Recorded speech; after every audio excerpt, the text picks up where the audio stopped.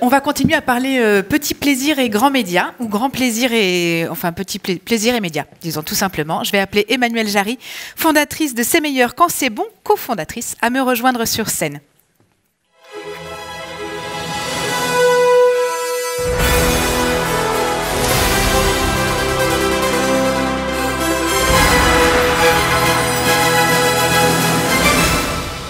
C'est le moment de solitude.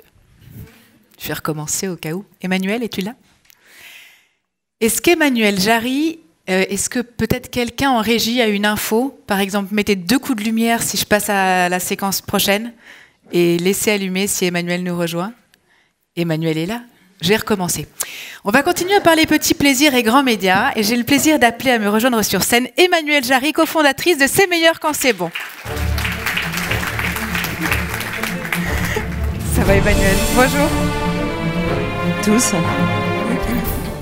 Merci d'être avec nous ce matin. Merci de m'accueillir.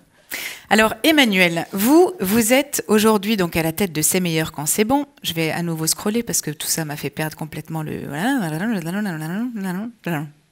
J'en suis à peu près... entrée. Non, c'était là, on recommence. Après des études d'ethnologie, Emmanuelle, vous devenez journaliste pour la presse écrite, spécialisée dans le voyage et dans la gastronomie. Et en 2016, vous lancez votre propre média, vous créez C'est meilleur quand c'est bon. Si on doit un peu raconter C'est meilleur quand c'est bon, c'est des petites capsules vidéo, 3, 4, 5 minutes, où vous nous embarquez concrètement avec votre mari qui est derrière la caméra, qu'on entend d'ailleurs vous parler, et vous nous faites découvrir vos petites adresses qui sont souvent des adresses qui sont oubliées des guides. Est-ce que j'ai oublié quelque chose d'essentiel dans ce que vous faites aujourd'hui ? Ouais, alors non, exactement, c'est exactement ce qu'on fait. On a commencé fin 2016 avec Mathieu Pensard. Alors, une petite précision, parce que tout le monde dit Mathieu, le mari d'Emmanuelle. C'est pas votre mari, Si, il se trouve que c'est mon mari, mais comme il dit, j'ai eu une vie avant toi, j'étais réalisateur. Donc, le réalisateur Mathieu Pensard, qui se trouve être mon mari. Et en fait, et d'ailleurs, il m'a fait cette remarque en disant... C'est pas les femmes d'eux, c'est voilà, moi j'aime exactement. beaucoup. J'ai dit, écoute, pour une fois que c'est dans l'autre sens. Lui, il était réalisateur pour la télévision. Et effectivement, un jour, je lui ai dit, j'ai envie que tu me filmes au restaurant parce que j'ai des choses à dire. Et donc c'était pratique parce que c'était son métier et moi j'étais journaliste culinaire et effectivement on a commencé comme ça à aller dans des restaurants, plutôt des adresses, moi j'aime bien, c'est pas des adresses inconnues mais c'est des adresses dont on ne parle pas forcément parce que parfois c'est des établissements qui sont pleins à craquer mais on n'en parle pas dans les médias parce que comme j'explique souvent il y a un système dans la presse qui fait qu'on est invité à des déjeuners de presse et souvent après il y a des articles et en fait moi je partais en reportage pour différents magazines et je rencontrais des restaurateurs qui me disaient mais comment on fait pour être chroniqué? Faire partie de cela. Je disais, il faut avoir une attachée de presse et donc ces gens-là n'en ont pas et moi en même temps je trouvais que c'était extraordinaire et c'est là où on va manger aussi tous autant qu'on est donc voilà, mais vous j'avais envie d'en parler. Mais vous le faisiez pas quand vous étiez en journaliste quand vous travailliez pour la presse dans les titres pour lesquels vous travailliez? Si je le faisais mais étant donné que j'étais pas ma propre patronne, parfois on me refusait ces chroniques parce que personne n'en avait jamais parlé puis vous voyez les journalistes ou les rédactions regardent ce que les autres ont fait, voilà exactement. Et le plus bel exemple, c'est Erwan, que j'ai filmé donc mi-2019 à Bourdonnais dans les Yvelines, qui a fait 40 millions de vues. On me l'avait refusé. Je voulais faire un portrait de lui et voilà. Donc je suis très contente. En termes de vues, vous avez moins de choses à justifier aujourd'hui. Oui, c'est vrai. 1,2 million d'abonnés sur Facebook. Depuis décembre 2022, vous êtes aussi d'ailleurs sur TikTok. Ça a été plus de 5 millions de vues à date, je crois. Un gros emballement populaire, ces vidéos, grosso modo. Est-ce que ça vous a étonné? Est-ce qu'il y a eu à un moment donné quelque chose qui a été un déclencheur de ce succès? Il y a eu plusieurs bascules. Donc, il y a eu le fameux Erwan. Alors, moi, ça m'a évidemment étonné, puisque quand on a fait ça, j'étais journaliste pour la presse écrite. Mathieu Pensard était réalisateur pour la télé et le cinéma. Et donc, on faisait ça un peu à nos heures perdues, parce que j'avais envie de communiquer des choses, mais j'ai jamais pensé que ça deviendrait un job à plein temps. Et donc, il y a eu cette vidéo de 40 millions de vues qui a été extrêmement virale, et Erwan a bourdonné dans les Yvelines. Ensuite, il y a eu le confinement. Donc, les restaurants ayant fermé, Mathieu et moi, on s'est mis à faire des recettes pour passer le temps et il se trouve qu'on a fait énormément de vues. Et au sortir du confinement, les internautes nous ont dit non, mais on veut que vous continuez et les vidéos de restaurants et les recettes. Donc il y a eu ces deux moments très importants parce que je crois qu'on est passé, vous avez rappelé là, 1,2 million d'abonnés sur Facebook et pendant le confinement, alors avec Erwan, on est passé peut-être de quelque chose comme 8 000 à 300 000. Et après, pendant le confinement, on a doublé pas loin de doubler. Et à ce moment-là, Facebook nous a appelés, qui n'était peut-être pas encore Meta à l'époque. Ils étaient à Londres pour travailler avec nous, en fait, et voir comment on pouvait améliorer les choses, mais on n'a pas changé grand-chose en fait. On s'est dit que c'était... Vous aviez déjà à peu près les ingrédients qu'il fallait. Depuis, vous êtes revenu quelque part à vos amours premiers. Vous avez lancé une revue. Le numéro 2 est en kiosque, un trimestriel. L'envoi numéro 1. Voilà. Donc là maintenant, il faut aller acheter le numéro 2.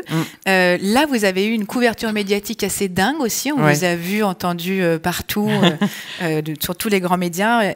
J'ai noté la quatrième de couve de Libé qui titrait Le goût du bagou. Est-ce que finalement, c'est ce qui vous représente ?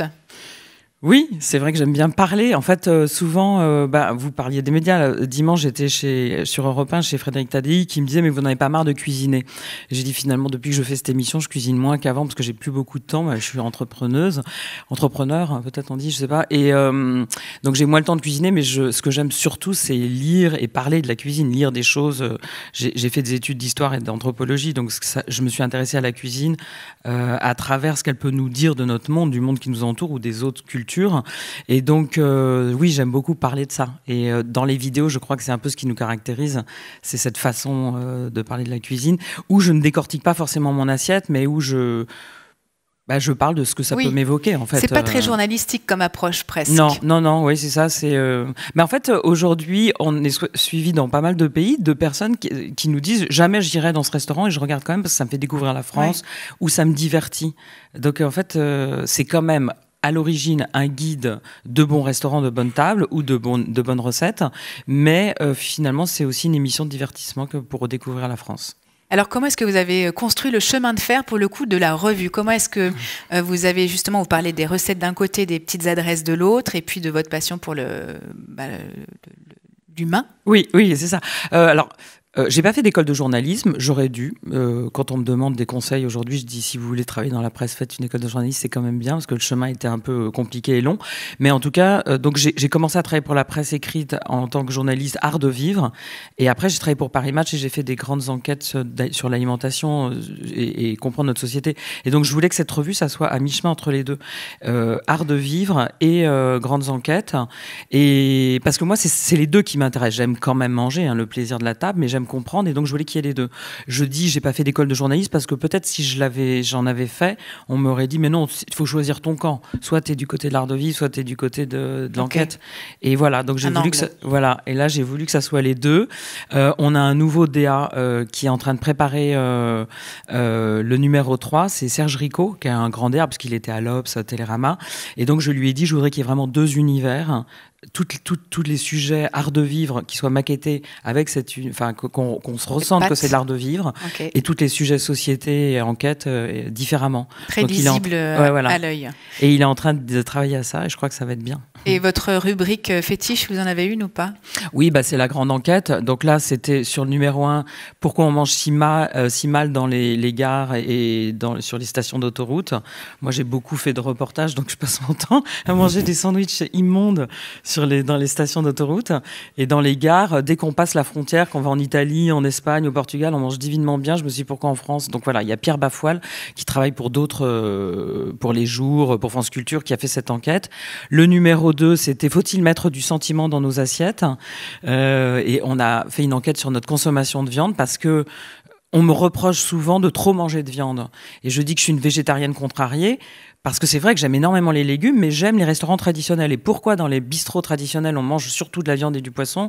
On a voulu essayer de le comprendre. Voilà. Donc moi, c'est pas un choix, c'est que ça s'impose à moi comme ça. Et c'est vrai que la nouvelle garde des chefs aujourd'hui travaillent beaucoup de légumes, mais les traditionnels non, et notamment parce que dans les CAP, on n'enseigne pas la cuisine des légumes.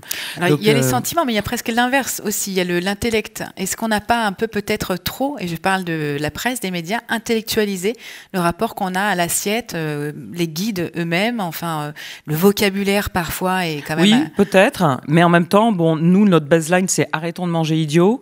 Donc, il faut peut-être pas actualiser, mais je pense qu'il faut quand même comprendre qu'est-ce qu'on met dans la machine, qu'est-ce qui fait marcher la machine.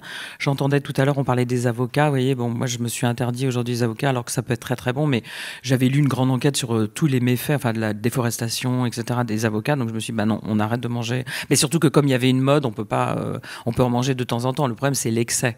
Donc, voilà, il y a la grande enquête que j'aime beaucoup, il y a des billets d'humeur, donc c'est un ton un peu particulier, il y a une BD. Et en fait, la BD, c'est les gens me disent toujours, mais comment vous connaissez si bien la cuisine, les cultures culinaires? En fait, pendant 15 ans, j'ai voyagé à travers le monde dans une 60aine de pays pour aller découvrir les cuisines dans le monde entier. Je savais pas comment le raconter, donc on le raconte sous forme de BD. Il y a un milieu, un début, un milieu, une fin. Et c'est comment c'était avant C'est meilleur quand c'est bon. Et donc Mathieu Pensard. Vous avez aussi édité. Vous avez un livre. Oui. Qui est sorti. Aujourd'hui, est-ce que vous arrivez à savoir un peu quels sont les pouvoirs que vous prêtez aux différents médias que vous maniez? Le pouvoir des réseaux sociaux, de la presse, de l'édition? Ce que je sais, c'est que, en tout cas pour les vidéos de restaurants, le pouvoir, il est prescripteur. Enfin, c'est d'envoyer des clients chez les restaurateurs. Dernièrement, on a filmé un restaurant vietnamien dans le 13e et le monsieur me disait, depuis le Covid, on a 30 à 40% de clientèle en moins. La semaine qui a suivi la vidéo, c'est quand même un restaurant qui fait pas loin de 100 couverts. Il y avait la queue devant et il m'a envoyé des photos. Donc le pouvoir, il est de recommander et de booster certaines adresses. De partager. Voilà. Le premier. Alors la différence avec la revue quand même, c'est que nous, pour la revue, on a créé notre propre maison d'édition, les éditions du meilleur, pour pouvoir être totalement indépendant. Alors que les livres, je les publie chez Hachette Pratique. Le pouvoir de la revue, c'est de faire passer des idées. Sur ce que je pense être le bien manger ou notre rapport à l'alimentation. Et les livres, c'est comme des livres plutôt pratiques de recettes et d'adresses. Donc c'est plutôt de transmission. Oui, voilà, c'est ça. Ouais. Et du coup, la recette spéciale Emmanuelle Jarry, celle qui, si on ne devait en retenir qu'une, resterait pour la vie. Pardon, c'est celle qui resterait pour la vie. C'est la sincérité. C'est Mathieu Pensard qui me l'a soufflé à l'oreille, parce que quand on filmait, parfois, je disais, mais qu'est-ce que je dis? Tu crois que je dis ça? Il m'a dit, mais dis ce que tu penses. Et je dis, ah bon? Et d'ailleurs, un jour, je me suis énervé contre les véganes qui m'avaient dit, mais vous êtes allé dans un élevage, dans un buron sur l'Aubrac, et vous êtes allé caresser les vaches, et après, vous les avez mangées. Et donc, je me suis énervé en disant, bah oui, bien sûr, parce que c'est le but de l'élevage et de l'agriculture que de manger les animaux. Alors après, on peut être végétarien, et là, je le conçois tout à fait, mais si on est éleveur, c'est pour ça. Après, ce qui est très important, c'est la souffrance animale, ça c'est inadmissible, et donc de bien tuer les animaux et de bien les élever.